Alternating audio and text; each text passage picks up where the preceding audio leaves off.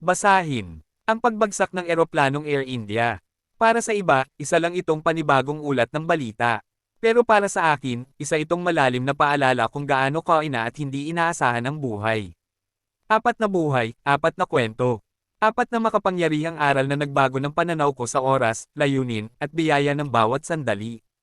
Una, isang pamilya na matagal nang nangangarap na makalipat sa UK.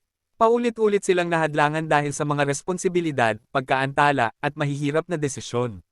Sa wakas, nakasakay rin sila sa eroplano, pero hindi na nila narating ang kanilang paruroonan. At doon ko napagtanto, ang dami nating plano para sa balang araw. Pero kung palagi nating ipagpapaliban, ang balang araw ay nagiging wala na lang. Ikalawa, isang babae na dapat sana'y kasama sa biyahe. Na-late siya, hindi siya umabot sa check-in. Nakiusap siyang makasakay, pero tinanggihan. Galit, dismayado, pakiramdam niya'y bigo, hanggang sa nalaman niyang ang pagkaantala ay isa palang proteksyon mula sa Diyos. Hindi palaging ibinibigay sa atin ang gusto natin dahil may nakikita ang Diyos na hindi natin kayang makita. Minsan, ang hindi niya ang dahilan kung bakit tayo buhay pa. Ikatlo, isang lalaking nakaligtas, nahati sa dalawa ang eroplano, at napunta siya sa bahagi na hindi nasunog. Lumabas siyang buhay, nanginginig, gulat, pero buo. Sa gitna ng isang trahedyang halos walang nakaligtas. Hindi ito basta swerte. Ito ay layunin. At naalala ko ang talatang ito.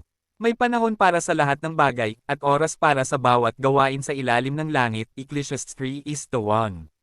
Hindi pa niya oras. Ikaapat, at yaong mga hindi na nakauwi.